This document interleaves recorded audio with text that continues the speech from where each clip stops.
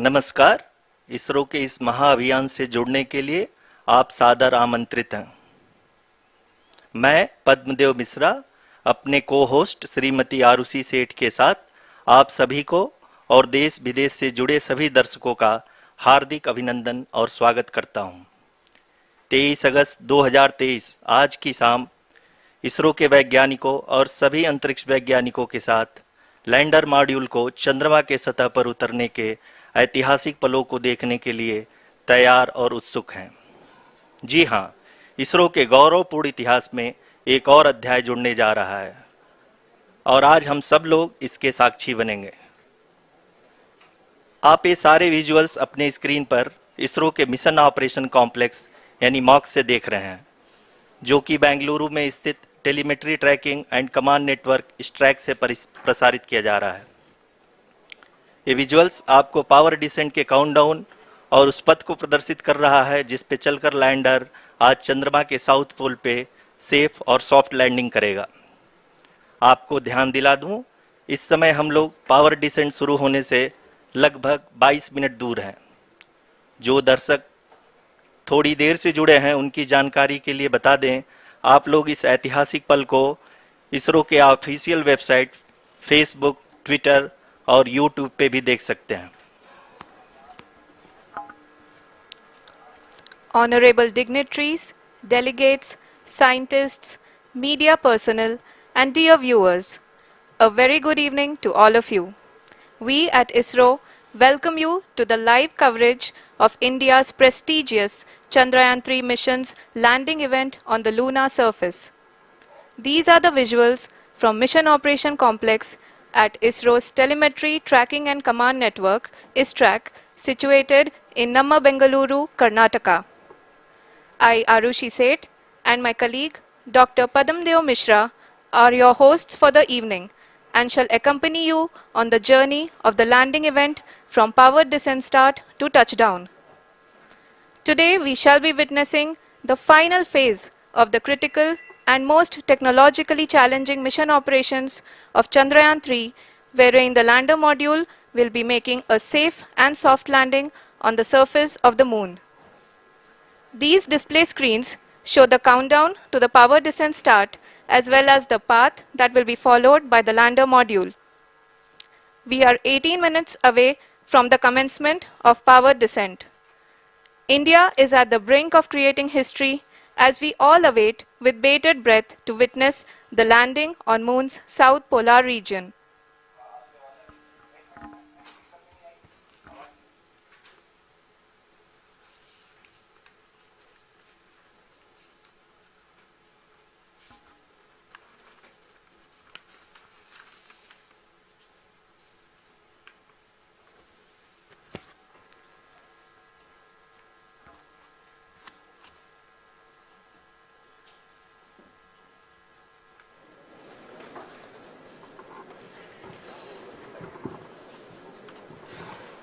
इसरो का पहला moon mission Chandrayaan one अक्टूबर 2008 में PSLV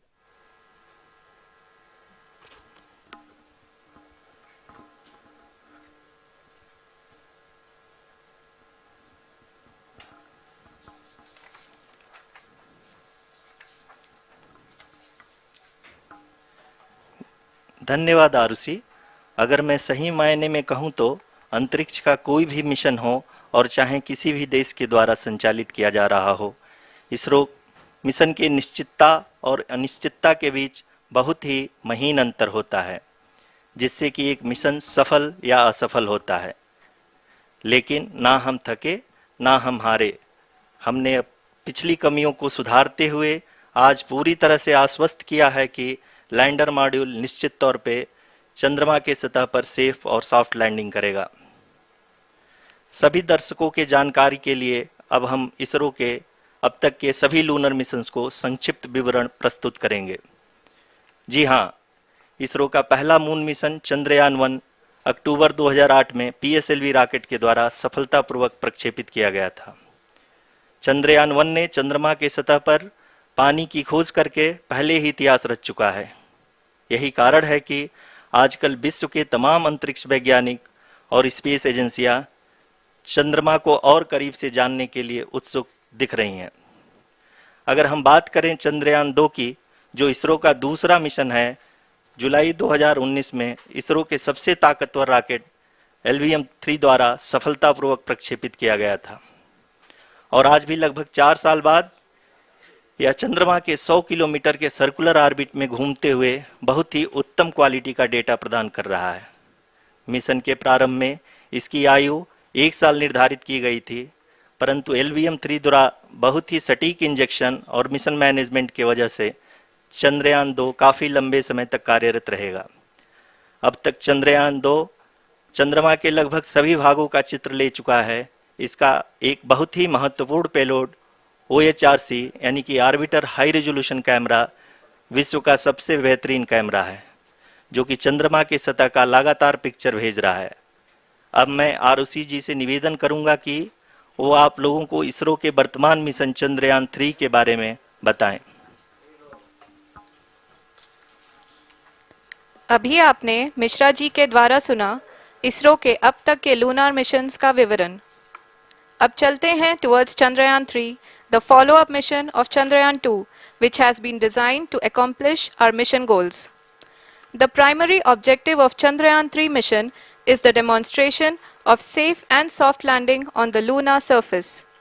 This demonstration is a critical aspect for ISRO's future interplanetary missions. In addition to this, the mission objectives also include demonstration of roving capability and conduction of in situ scientific experiments on Moon's surface. Carried on the shoulders of India's heaviest rocket LVM-3 on the 14th of July, Chandrayaan 3 was placed in the precise elliptic parking orbit of size 170 by 36,500 kilometers. ISRO, in its mission plan of following the incremental trajectory approach, carried a total of 5 earthbound maneuvers. The fifth apogee raising maneuver, which took place on the 25th of July, placed the spacecraft in an orbit of 250 by 1,27,000 kilometers.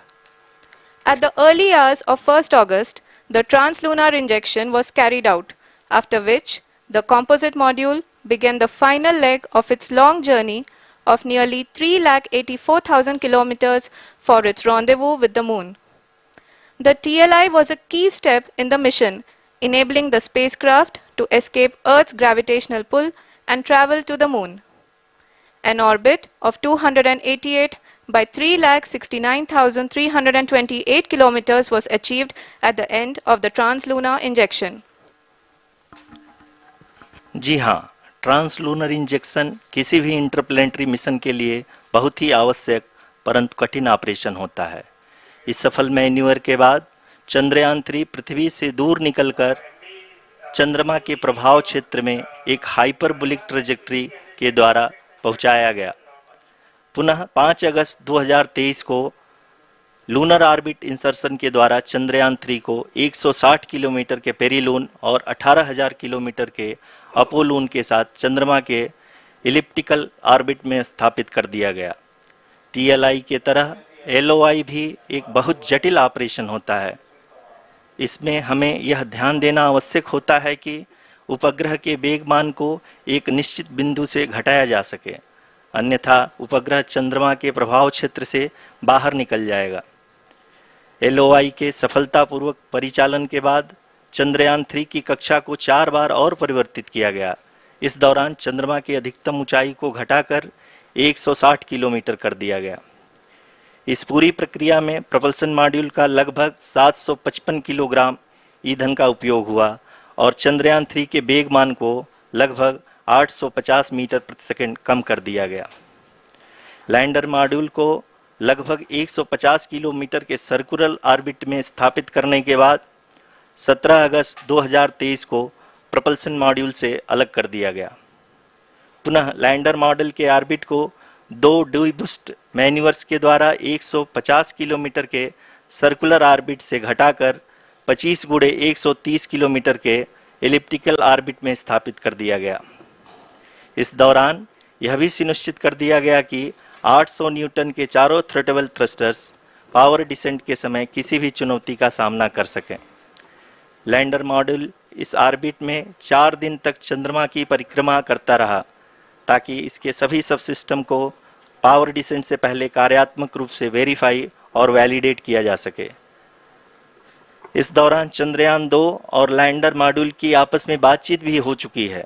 और संक्षेप में अब तक की यात्रा की बात करें तो लैंडर मॉड्यूल अब तक 21 बार पृथ्वी के और लगभग 120 बार चंद्रमा का चक्कर लगा चुका है और इस पूरी यात्रा में लगभग 55 लाख किलोमीटर की यात्रा भी पूरी कर चुका है।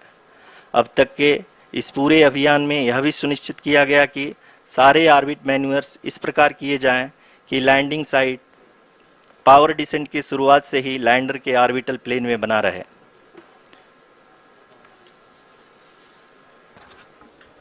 Make it further That is true complicated. indeed.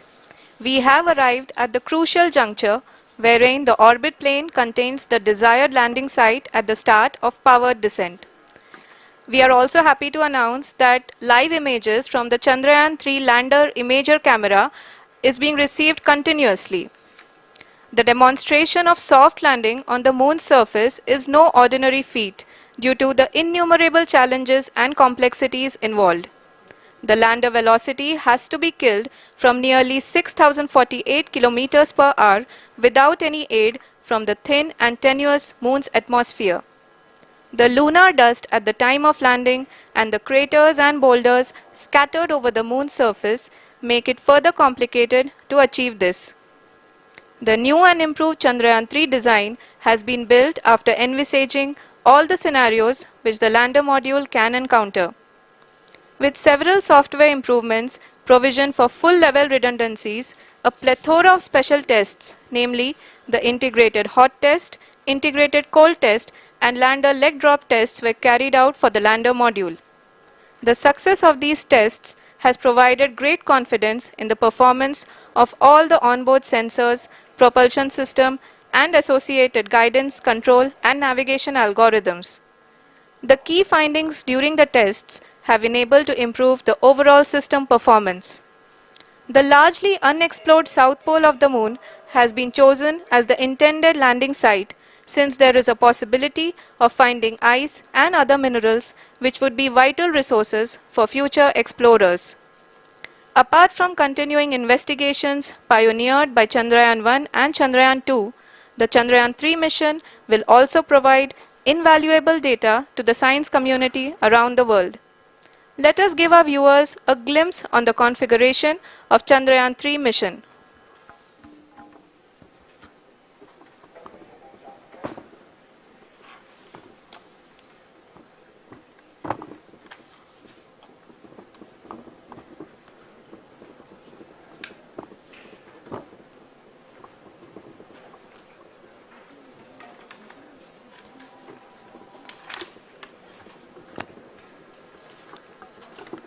Chandrayaan 3 का मिशन प्लान लगभग चंद्रयान 2 के तरह ही बनाया गया है। यहाँ यह भी सुनिश्चित किया गया है कि चंद्रयान 3 को रॉकेट से अलग होने से लेकर के चंद्रमा के निकटतम कक्षा में स्थापित होने तक सारी गतिविधियाँ चंद्रयान 2 के तरह ही हों। और अब हम यह कह सकते हैं कि यह प्लान पूरी तरह से 100% सफल रहा। हालांकि लैंडर मॉड्यूल के सेंसर्स और प्रोपल्शन सिस्टम को इस तरह से मजबूत किया गया है कि लैंडर पावर डिसेंट के समय किसी भी आपदा से बाहर आकर के मिशन के मुख्य उद्देश्य को पूरा कर सके। इस क्रम में लैंडर के मुख्य सेंसर्स कारा, लासा, LHBC, LDV और LHDAC का कार्यात्मक परीक्षण भी किया जा चुका है। LDV जो कि पूर्णतः स्वदेशी तकनीकी से बनाया गया एक नया सेंसर है, इसका मुख्य कार्य लैंडर के वेलोसिटी को तीनों अक्षों में कंप्यूट करना है। पावर डिसेंट के दौरान लैंडर के सटीक पोजीशन और वेलोसिटी का ज्ञान होना बहुत ही आवश्यक है। लिराप यानी laser inertial referencing and accelerometer package इस कार्य को पावर डिसेंट के दौरान बखूबी निभाएगा। ट्रैजेक्टरी जनरेशन जो कि चंद्रयान 3 मिशन के लिए बहुत ही अहम है, क्योंकि हर ऑर्बिट मैन्यूवर के बाद यह सुनिश्चित किया जाता है कि लैंडर की मिशन ऑब्जेक्टिव को ना बदले। इस क्रम में मैं यह भी आपको बता दूं कि ऑर्बिट डिटर्मिनेशन जो कि उपग्रह के पोजीशन और वेलोसिटी को बहुत ही एक्यूरेटली बताता है, एक बहुत ही कठिन और जटिल कंप्यूटेशन और एस्टिमेशन होता है। यहाँ यह भी जानना महत्वपूर्ण है कि चंद्रयान 2 का OHRC पेलोड अब तक काफी ऊंचे स्तर का डैम प्रदान किया है, जिसके फलस्वरूप लैंडिंग साइट की सीमा को बढ़ाकर 4 गुणे 2.4 किलोमीटर कर दिया गया है, जो कि पावर डिसेंट के दौरान सॉफ्ट लैंडिंग कराने में काफी सहायक सिद्ध होगा। Apart from the sensors, Chandrayaan 3 is equipped with a suite of sophisticated payload instruments. While Chandrayaan 1 and Chandrayaan 2 orbiter have provided abundant remote sensing data of Moon, equally important are the on-site localized measurements that provide ground truths. Lander and rover have payloads which are completely new and will perform in situ analysis of lunar surface. The two spectroscopes on rover, APXS and LIBS, will actively measure the surface elemental abundances at the landing location and surrounding area. The lander carries a seismometer ILSA that can sense impact events and lunar quakes. The thermal probe CHAST will measure the temperature profile and thermal conductivity of Moon's regolith. The Rambha payload will carry out lunar ionosphere studies, while the laser retroreflector array shall be a passive location indicator for future spacecraft equipped with laser altimeter. The propulsion module has not been left behind, and an experimental shape payload has been added to it as a value addition. It will help in understanding the nature and characteristics of water-rich planets and will also aid in the future study of potentially habitable exoplanets. We are minutes away from the start of powered descent. The entire powered descent shall be carried out by the onboard autonomous landing sequencer or ALS, which is a series of instructions preloaded to the lander module. These instructions include the commands to be executed, data to be collected and analyzed, and decisions to be made and executed autonomously throughout the powered descent.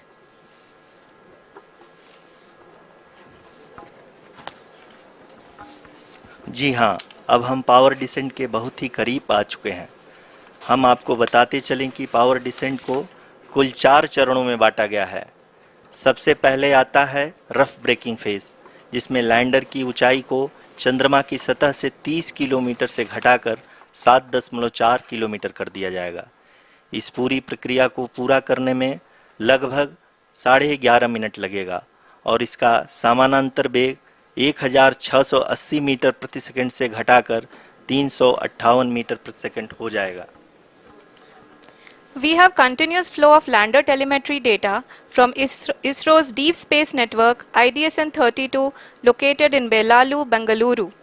The data is being acquired real-time by station and is flown to the Mission Operation Complex through our communication links. In addition to it, we also have support from ESA and JPL DSN stations. There will be no ground intervention once the ALS takes charge. The preparation for today's event had started 48 hours before, wherein various pre-selections and uplinking of parameters for the autonomous landing sequence were carried out.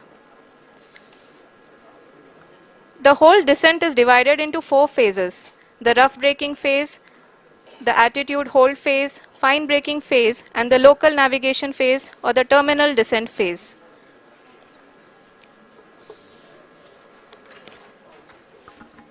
जी हाँ, attitude hold phase, जो कि power descent का दूसरा चरण है, एक बहुत ही महत्वपूर्ण फेज है। इस 10 सेकंड के स्मॉल ड्यूरेशन के दौरान लैंडर के 2 महत्वपूर्ण सेंसर कारा और लासा लैंडर की ऊंचाई की गणना करेंगे। इस फेज के पूरा होते ही लैंडर चंद्रमा के सतह से कुल 6.8 किलोमीटर की ऊंचाई पर होगा। During the rough braking phase, the lander velocity shall be brought down from 1680 meters per second to 358 meters per second. The altitude will be brought down from 30 kilometers to 7.4 kilometers at the end of rough braking.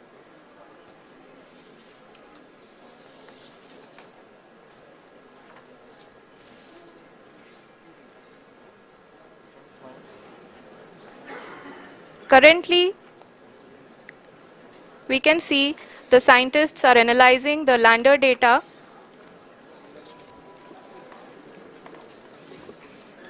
जी हाँ, हम ये देख सकते हैं कि mission operation complex रूप में बैठे सभी वैज्ञानिक ये जो भी डेटा देख रहे हैं वो डीप स्पेस नेटवर्क आईडीएसन 32 के द्वारा प्रोवाइड किया जा रहा है। और अगर हम अब बात करें पावर डिसेंट के तीसरे चरण का, जो कि फाइन ब्रेकिंग फेज होगा, जिसमें लैंडर लैंडिंग साइट से जस्ट 800 मीटर की ऊंचाई पर वर्टिकली होगा।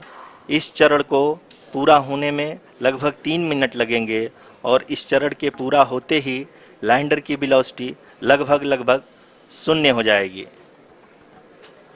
The scientists here at ISTRAC are glued to their systems, analyzing all sorts of complex data.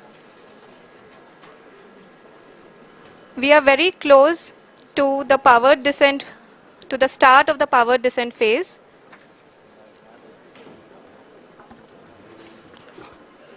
जी हाँ, अगर हम अब बात करें पावर डिसेंट के चौथे और अंतिम चरण का, जो कि लोकल नेविगेशन फेज या टर्मिनल डिसेंट फेज भी कहा जाता है, इस दौरान लैंडर के 2 इंजन बंद कर दिए जाएंगे और लैंडर के सेंसरों द्वारा इसके हाइट और वेलोसिटी की गणना इनर्शियल नेविगेशन को भेज दिया जाएगा। इस दौरान लैंडर 150 मीटर की ऊंचाई को प्राप्त करने के बाद कुल 131 सेकंड लगाएगा। इस पड़ाव पे आने के बाद पुनः लैंडर 22 सेकंड के लिए हवरिंग करेगा।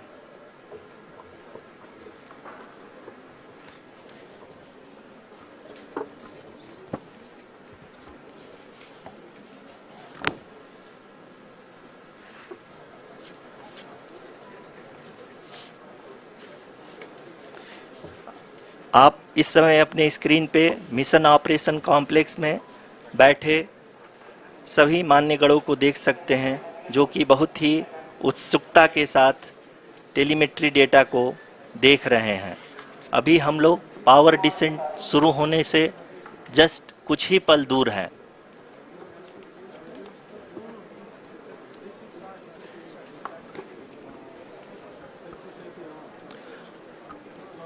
पावर डिसेंट शुरू होने में लगभग 30 सेकंड ही बचा है और हमको ये सारे data mission operation complex room में आईडीएसन 32 के द्वारा, जो कि लगातार लैंडर के कनेक्शन में बना हुआ है, प्रदान कर रहा है।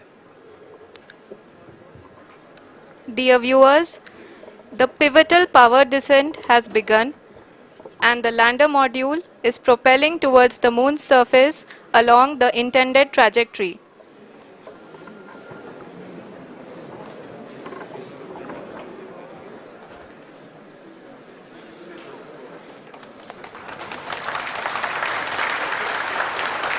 जी हाँ, अब हम देख सकते हैं रफ ब्रेकिंग फेज की शुरुआत हो चुकी है।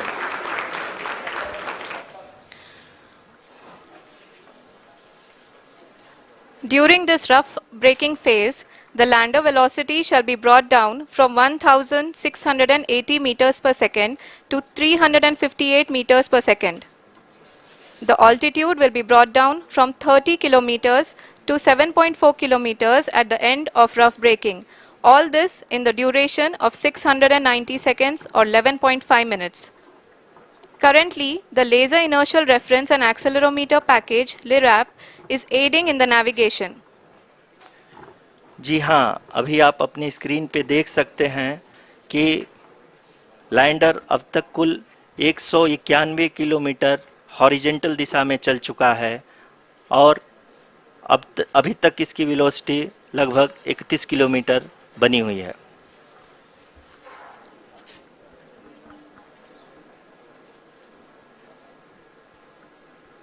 The lander module has traveled a distance of approximately 228 kilometers.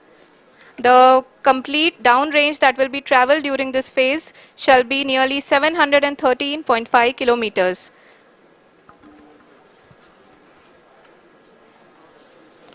जी हाँ, कुल 745 किलोमीटर के इस रफ ब्रेकिंग फेज में आप देख सकते हैं कि हम लोग लगभग अपनी यात्रा 20% कंप्लीट कर चुके हैं।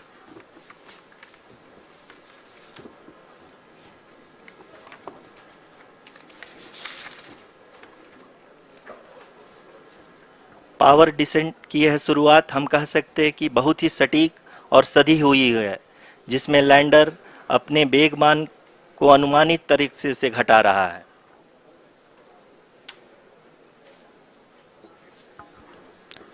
The altitude of the lander module will reduce from 7.4 kilometers to 6.8 kilometers during the next phase, which is going to be the attitude hold phase.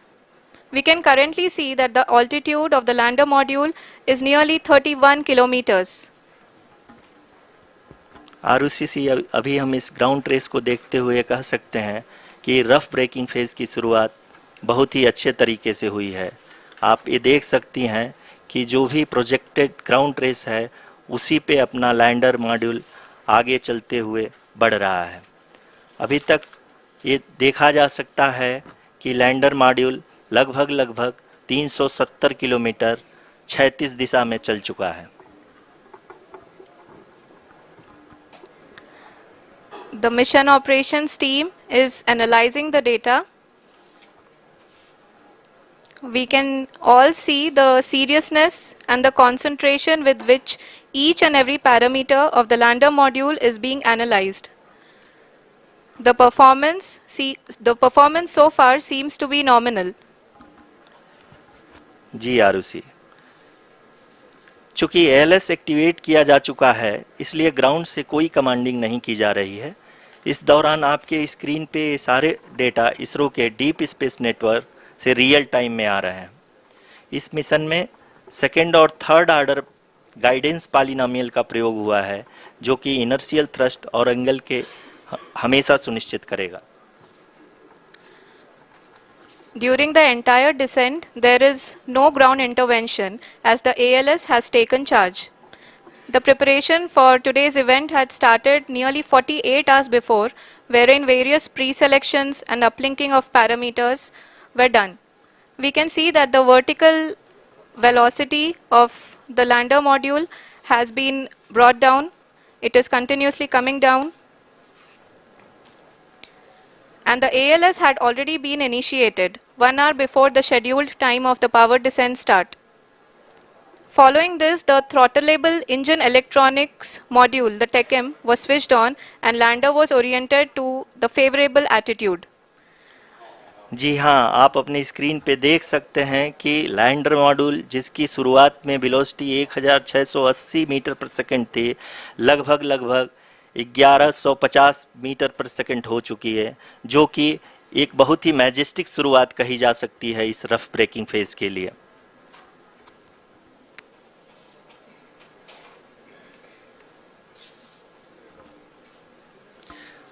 यहाँ पे मैं आपको ये भी बताते चलूँ कि आप अपने स्क्रीन पे देख सकते हैं कि द लैंडर मॉड्यूल का अल्टीट्यूड धीरे धीरे अब कम होता हुआ दिख रहा है, और जो कि एक्सपेक्टेड भी है।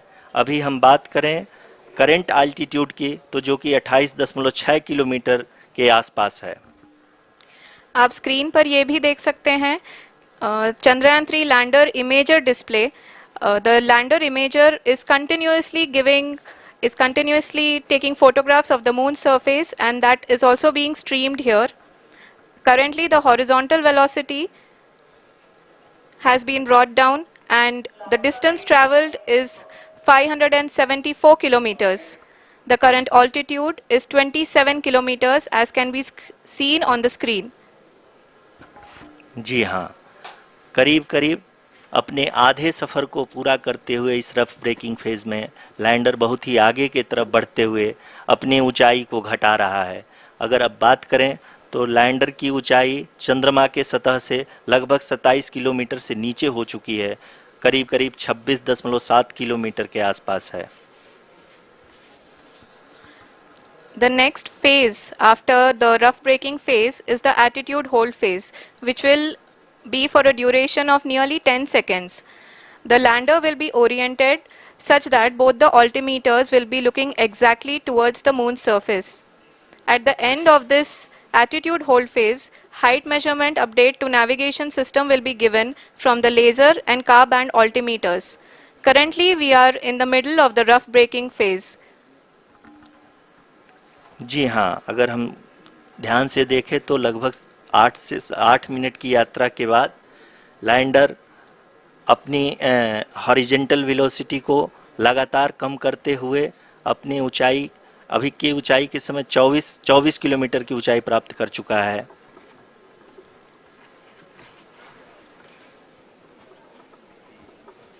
अब तक के आंकड़े को देखते हुए हम कह सकते हैं कि लैंडिंग पूरी तरह से नॉमिनल है। यहाँ पर हम देख सकते हैं कि हॉरिजेंटल वेलोसिटी लगातार कम होती हुई दिख रही है।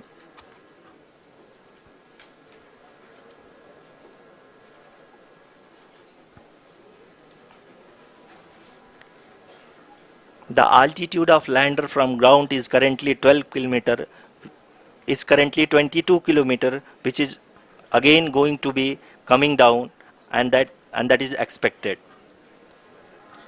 For the viewers who have joined now, we are in the powered descent phase, and we are in the rough braking phase, which is the first phase of the powered descent. We have currently traveled a downrange of 697 kilometers, and the downrange that has to be traveled during this phase is 713.5 kilometers. जी हाँ, अभी आप देख सकते हैं कि lander की horizontal velocity लगभग 720 metre प्रति सेकंड हो गई है।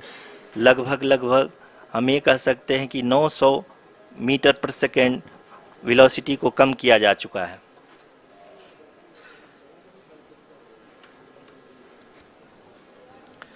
At the same time, we can see the altitude of the lander is just 17.8 kilometer from the moon surface, which is going to be around 7.4 at the end of the rough braking phase.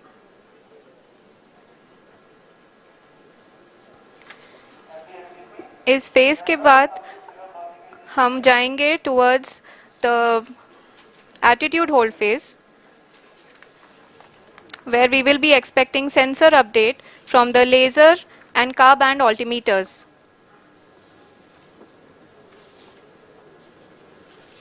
We can see the visualization of the lander module moving towards the moon's surface. The current altitude is nearly 15.2 kilometers, and the distance traveled is 754 kilometers. We can also see the image that the lander imager camera has been providing. जी हाँ, इस rough breaking phase के दौरान 800 Newton के चारों throttle engine अपने कार्य को पूरी तरह से अंजाम दे रहे हैं और लैंडर के हॉरिजॉन्टल वेलोसिटी को लगातार कम कर रहे हैं। अब तक लैंडर लगभग अपने 75 से 80% की यात्रा को पूरा कर चुका है।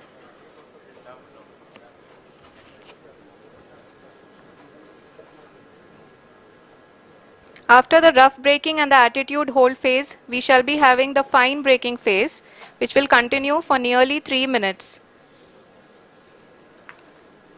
The whole phase is being driven by the autonomous landing sequencer, and there is no intervention from ground.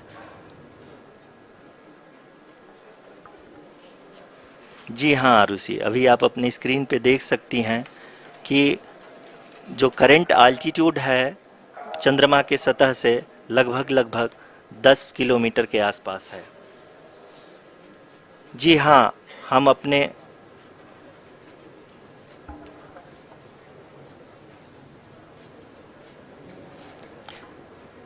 हाँ, हमारे प्रधानमंत्री जी श्री नरेंद्र मोदी जी हम सभी का उत्साहवर्धन करने के लिए दक्षिणी अफ्रीका के जोहानसबर्ग से जुड़ गए हैं।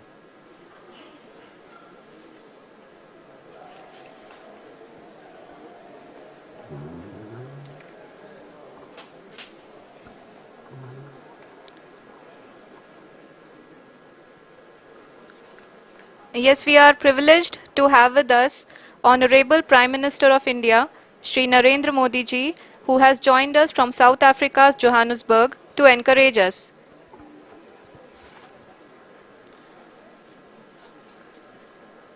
जी हाँ, आप ये देख सकते हैं एल्टीट्यूड होल्ड फेस भी बहुत ही आसानी से लैंडर फेस ने पार कर लिया है और अब फाइन ब्रेकिंग की शुरुआत हो चुकी है। अभी हम ये देख सकते हैं कि लैंडर की ऊंचाई लगभग 5.6 किलोमीटर है, जो कि इस फेज के उपरांत लगभग 800 मीटर हो जाएगी।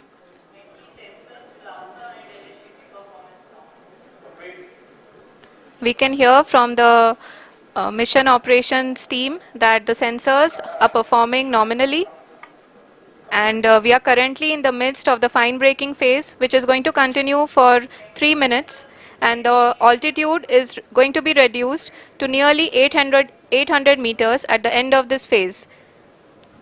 जी हाँ, जैसा कि आरुषि जी ने बताया कि लगभग 3 मिनट के उपरांत लैंडर की हाइट लगभग 800 मीटर वर्टिकली होगी और यहाँ पे लैंडर की horizontal velocity, vertical velocity, even down range भी लगभग शून्य होगा। We can see the visual of the lander module, and we can see that the downrange traveled is nearly 831 kilometers.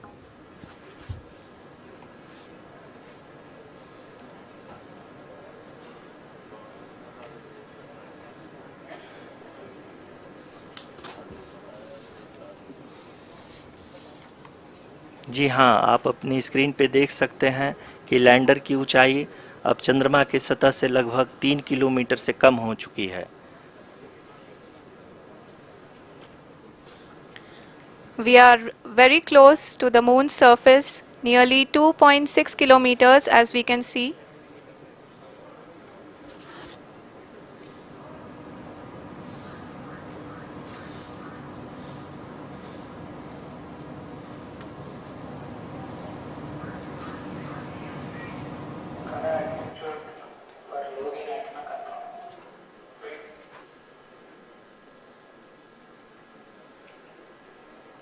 जी हाँ, अभी आप देख सकते हैं कि लैंडर की ऊंचाई लगभग 1 किलोमीटर के आसपास है।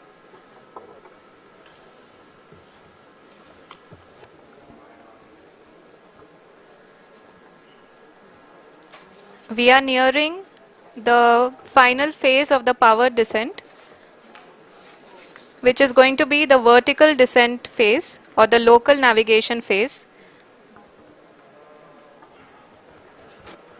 जी हाँ, अब हम फाइन ब्रेकिंग वेव के एकदम करीब आ चुके हैं। हाँ, आप तालियों के गड़गड़ाहट से सुन सकते हैं कि हम लोगों ने तीसरे चरण को भी बहुत ही सफलतापूर्वक हासिल कर लिया है और अभी हम वर्टिकल डिसेंट फेज में आ चुके हैं, जिसकी शुरुआत भी बहुत ही अच्छे ढंग से हो चुकी है।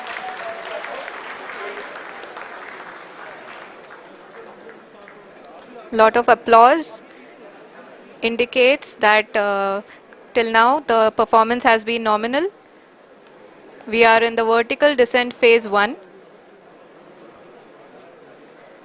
The altitude is being brought down from 800 meters, and we are nearing and approaching the lunar surface. जी, आप अपने स्क्रीन पे देख सकते हैं कि लैंडर का हाइट लगातार कम होता जा रहा है। इस समय हम लैंडिंग साइट के जस्ट ऊपर हैं और इस समय इसकी ऊंचाई लगभग 600 मीटर के आसपास है। इस फेज के दौरान लगभग 150 मीटर के ऊंचाई पे पहुंचने के बाद लैंडर अगेन लगभग 20 से 22 सेकंड के लिए हॉवरिंग करेगा। We are above the landing site. The horizontal as well as the vertical velocity is now being constantly reduced, and the lander module has begun its descent towards the landing site.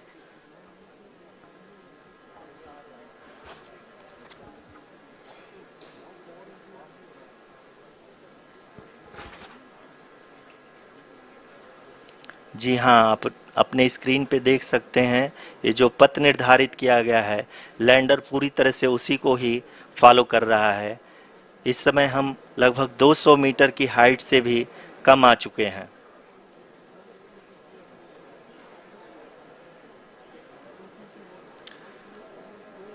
अब हम ये देख सकते हैं कि हम लगभग 150 metre की ऊंचाई पे हैं चंद्रमा के सतह से।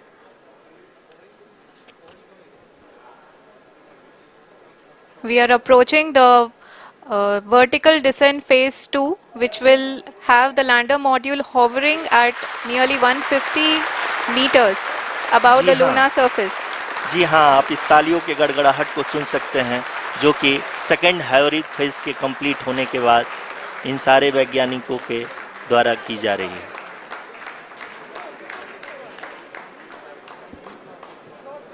जी हाँ, आप अगर फिर से ध्यान से देखें तो एल्टीट्यूड पुनः कम होता जा रहा है। अभी हम लोग लगभग 135 मीटर की ऊंचाई पे हैं।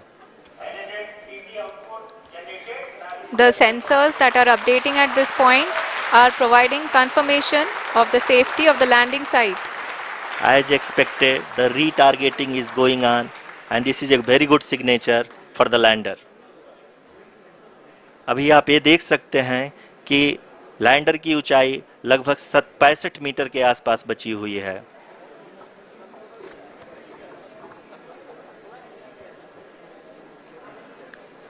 Currently, only 2 engines are now being fired, and we are nearly at zero velocity, vertical and horizontal. We were hovering, and now we are approaching the moon's surface. धीरे धीरे लैंडर की वेगमान को कम किया जा रहा है और हम अब लगभग 50 मीटर से भी कम आ चुके हैं। We can see the Honorable Prime Minister, Shri Narendra Modi ji, who is here to encourage us, and he is critically looking at the visuals.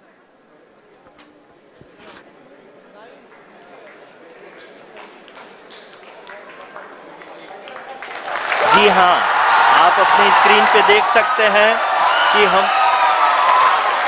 Lander module People are applauding. Let lander us all module wait to hear from the Secretary Department of Space and Chairman ISRO, Shri S. Somnath. Lander module पूरी तरह से safely और softly चंद्रमा के सतह पे land हो चुका है। ये हम लोगों के लिए बहुत ही गर्व की बात है। हिंदी में एक कहावत है कि चंदा मामा दूर के, लेकिन अब हम ये कह सकते हैं कि चंदा मामा अपने घर के। बहुत ही उम्दा. The hard work of the entire ISRO community has come to fruition.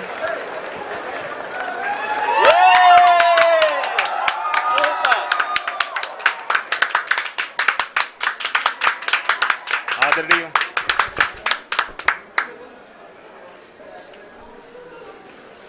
आदरणीय प्रधानमंत्री जी, नमस्कार. Sir, we have achieved soft landing on the moon. India is on the moon. Sir, I request our Honorable Prime Minister to address us and bless us. Thank you, sir.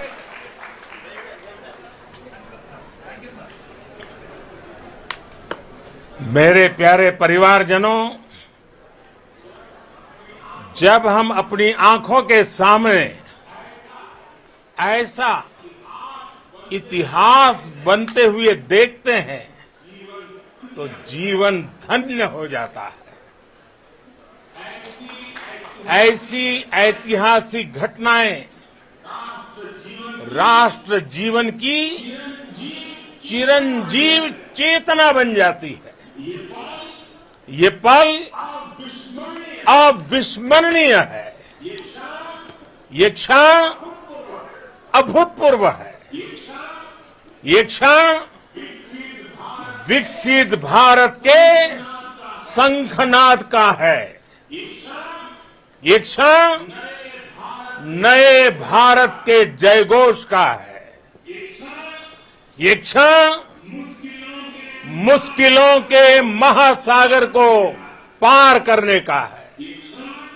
ये क्षण जीत के चंद्र पथ पर चलने का है। ये क्षण 140 करोड़ धड़कनों के सामर्थ्य का है। ये क्षण भारत में नई ऊर्जा, नया विश्वास, नई चेतना का है।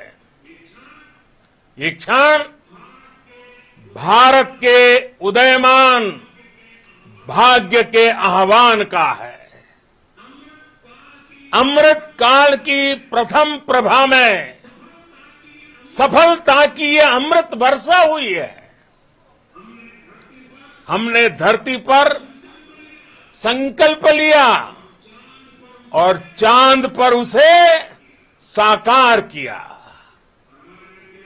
और हमारे वैज्ञानिक साथियों ने भी कहा, India is now on the moon. आज हम अंतरिक्ष में नए भारत की नई उड़ान के साक्षी बने हैं। साथियों, मैं इस समय ब्रिक्स समिट में हिस्सा लेने के लिए दक्षिण अफ्रीका में हूं, लेकिन हर देशवासी की तरह मेरा मन चंद्रयान महाअभियान पर भी लगा हुआ था। नया इतिहास बनते ही हर भारतीय जश्न में डूब गया है। हर घर में उत्सव शुरू हो गया है। हृदय से मैं भी अपने देशवासियों के साथ, अपने परिवारजनों के साथ इस उमंग और उल्लास से जुड़ा हुआ हूं। मैं टीम चंद्रयान को, इसरो को और देश के सभी वैज्ञानिकों को जी जान से बहुत बहुत बधाई देता हूं, जिन्होंने इस पल के लिए वर्षों तक इतना परिश्रम किया है। उत्साह, उमंग, आनंद और भावुकता से भरे इस अद्भुत पल के लिए मैं 140 करोड़ देशवासियों को भी कोटि कोटि बधाइयां देता हूं। मेरे परिवारजनों, हमारे वैज्ञानिकों के परिश्रम और प्रतिभा से भारत चंद्रमा के उस दक्षिणी ध्रुव पर पहुंचा है, जहां आज तक दुनिया का कोई भी देश नहीं पहुंच सका। अब आज के बाद से चांद से जुड़े मिथक बदल जाएंगे, कथानक भी बदल जाएंगे और नई पीढ़ी के लिए कहावतें भी बदल जाएगी। भारत में तो हम सभी लोग धरती को मां कहते हैं और चांद को मामा बुलाते हैं। कभी कहा जाता था, चंदा मामा बहुत दूर के हैं। चंदा मामा बहुत दूर के हैं। अब एक दिन वो भी आएगा जब बच्चे कहा करेंगे, चंदा मामा बस एक टूर के हैं। Friends, on this joyous occasion, I would like to address all the people of the world, the people of every country and region. India's successful moon mission is not just India's alone. This is a year in which the world is witnessing India's G20 presidency. Our approach of one earth, one family, one future is resonating across the globe. This human-centric approach that we present and that we represent has been welcome universally. Our moon mission is also based on the same human-centric approach. Therefore, this success belongs to all of humanity, and it will help moon missions by other countries in the future. I am confident that all countries in the world, including those from the global south, are capable of achieving such feats. We can all aspire for the moon and beyond. मेरे परिवारजनों, चंद्रयान महाअभियान के ये उपलब्धि भारत की उड़ान को चंद्रमा की कक्षाओं से आगे जाएगी। हम हमारे सौर मंडल की सीमाओं का सामर्थ्य परखेंगे और मानव के लिए ब्रह्मांड की अनेक संभावनाओं को साकार करने के लिए भी जरूर काम करेंगे। हमने भविष्य के लिए कई बड़े और महत्वाकांक्षी लक्ष्य तय किए हैं। जल्द ही सूर्य के विस्तृत अध्ययन के लिए ISRO Aditya L1 mission launch करने जा रहा है। इसके बाद शुक्र भी इसरो के लक्ष्यों में से एक है। गगनयान के जरिए देश अपने पहले ह्यूमन स्पेस फ्लाइट मिशन के लिए भी पूरी तैयारी के साथ जुटा है। भारत बार बार ये साबित कर रहा है कि sky is not the limit. साथियों, साइंस और टेक्नोलॉजी देश के उज्जवल भविष्य का आधार है। इसलिए आज के इस दिन को देश हमेशा हमेशा के लिए याद रखेगा। यह दिन हम सभी को एक उज्जवल भविष्य की ओर बढ़ने के लिए प्रेरित करेगा। ये दिन हमें अपने संकल्पों की सिद्धि का रास्ता दिखाएगा। ये दिन इस बात का प्रतीक है कि हार से सबक लेकर जीत कैसे हासिल की जाती है। एक बार फिर देश के सभी वैज्ञानिकों को बहुत बहुत बधाई और भविष्य के मिशन के लिए ढेरों शुभकामनाएं। बहुत बहुत धन्यवाद।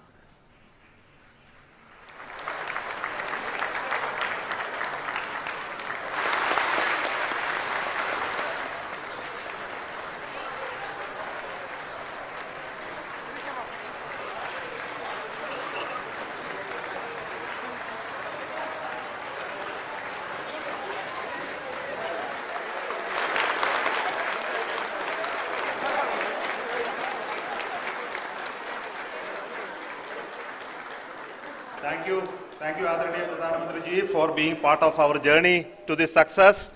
And let me take this opportunity to thank the people behind this mission, the project director of Chandrayaan-3. He is here. Veera Muthuvel, congratulations to you. The associate project director, Kalpana, and the mission operations director, Srikanth. And the satellite was built at your house satellite center, Shankar, and the director.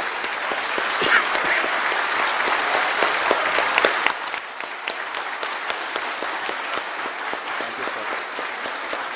Hello.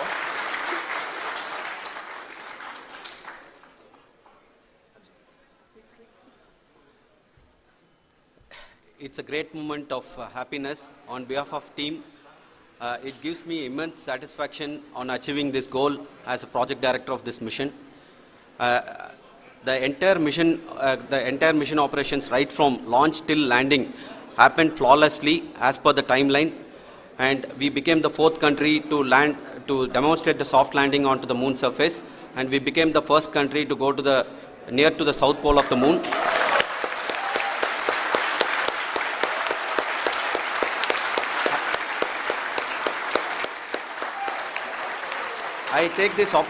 I take this opportunity to thank navigation, guidance and control team, propulsion team, sensors team and all the mainframe subsystems team who have brought success to this mission. I also take the opportunity to thank the Critical Operations Review Committee for thoroughly reviewing the mission operations right from launch till this date. The target was on spot because of the review process. I also thank the ISRO higher management, right from Chairman ISRO, Director URSC and all the center directors and higher ISRO officials. And finally, my thanks to the Chandrayaan-3 project executives spread across the ISRO centers. Thank you.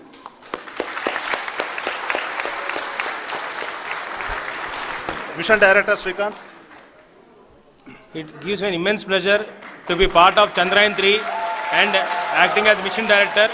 I would like to thank each and every team member who has supported in carrying out all the mission operations flawlessly, and I would like to thank my senior management, Chairman ISRO, Director URSC, my senior colleagues and my team members for carrying out and supporting all the things carrying out in a proper way. Thank you very much. Associate Project Director Kalpana. Good evening to all. This will remain the most memorable and the happiest moment for all of us, for our team Chandrayaan-3. We have achieved our goal flawlessly. From the day we started rebuilding our spacecraft after Chandrayaan-2 experience, it has been breathe in, breathe out Chandrayaan-3 for our team.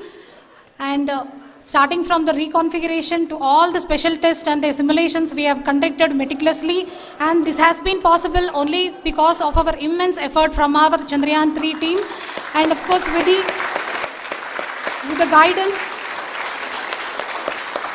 the guidance from our Chairman ISRO, our directors and all our experts. With all this, it has been possible. Thank you one and all. Thank you for all the minutest help which has been provided from all the areas of departments. Thank you. Thank you.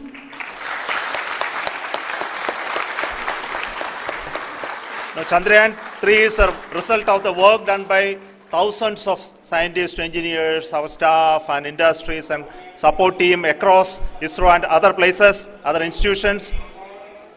And Shankaran has been the lead of the center which integrated all of these efforts in the last so many years. So I request him to speak on behalf of all of you.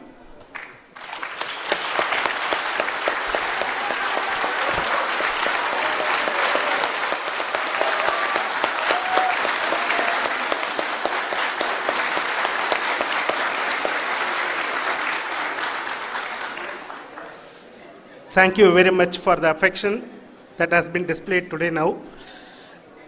Today, we have achieved what we set out to achieve in 2019.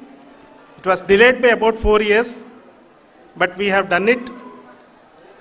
When Chandrayaan-3 was launched, after the separation of the spacecraft from launch vehicle, I said, I will speak the rest of the things after the soft landing. So here I will take a couple of minutes to tell the tremendous amount of effort that has been put in by the entire project team. When I say project team, it is not just only the project director and associate project director. Of course, they are the face of the project. They have been living, sleeping, eating, breathing Chandrayaan for the last 4 years. They have been supported by such a large number of people, particularly in the navigation, guidance and control area, propulsion system. This area the amount of effort that has been put by people, the number of simulations that have been done, the number of reviews they have gone through, the amount of criticism they faced and overcome that. It is, as a person who has been watching this for the last 4 years along with them, my heart goes out for them. The amount of effort is tremendous. That is what ISRO is all about. That is what our organization has taught us to do. Now today this success has put us even more higher responsibility, as the Honorable Prime Minister was telling, because we have set the bar now so high. Nothing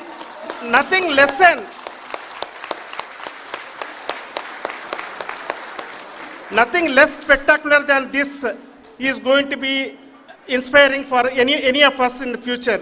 So as the Honorable Prime Minister mentioned, we will be now looking at putting the man in space, putting a spacecraft around Venus and landing a craft in Mars. Work on all these activities are going on for few years, and this success today will inspire us and will spur us to take those efforts even more strongly, so that we will make our country proud again and again and again. Thank you very much for every one of you who have directly or indirectly participated in this mission, encouraged us, intentionally or unintentionally helped us in all for every one of you. A big thank you, because even casual remark, an unintended point can help a person who is striving to reach a goal. The person who is making that remark may not have meant it that way, but sometimes it can ignite that's why I said that even unintended help is very, very, very welcome, and we are very, very thankful for that. Thank you, Team ISRO, for supporting all of us. The amount of affection we received when this mission came into this final stage, the number of people who gave us confidence that nothing can go wrong and this is going to be successful. In fact, I was not that much confident, because we have seen a couple of times issues, because I know very well as a person who has been doing in this domain for 36 years, I know there are thousands of things. Any of that can anytime go wrong and derail. But so many of the people, because that I only see as the reflection of the effort we have put, that people are so happy to see this effort and they want us to succeed. It is not that they know that we are going to succeed. The people want us to succeed. So thank you very much for everyone for your love and affection. We will continue to do our best and make our flag fly, ISRO's as well as India's flag fly high. Thank you very much.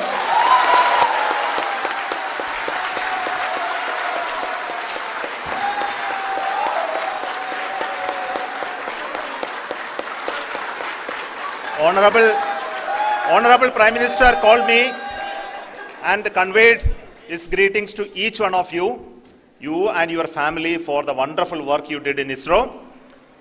So thanks are to him for the support that he is giving to us for missions like Chandrayaan 3 and the missions that are in the offing. I think that's a great word of comfort that we are receiving for pursuing the inspirational work that we are doing for the nation. I want to tell you, and I want to thank you also for each and everyone who prayed with us in the last many days, who wanted this success to happen in ISRO. I thank all those people all around the country and maybe beyond the country for their blessings and wishes and affection that he has given to each one of us for doing this work for the last so many years. I want to specifically thank some senior people who have been standing with us, especially the name of Kiran Kumar sir and Mr. Kamalakar, Sri Koteshwar Rao.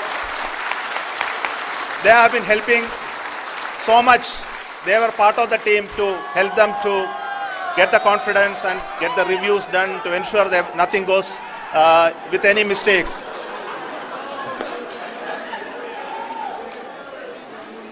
And of course, this is not the work of us alone. This is a work of a generation of ISRO leadership and ISRO scientists. And this is a journey we started in Chandrayaan 1, continued in Chandrayaan 2, and Chandrayaan 2 craft is still working and doing a lot of communication work with us. And all the team that contributed to building Chandrayaan 1 and Chandrayaan 2 should be remembered and thanked while we celebrate Chandrayaan 3. And this is an incremental progress and definitely a great, huge one it is. And thank you so much for all the support and work that you have done. Thank you.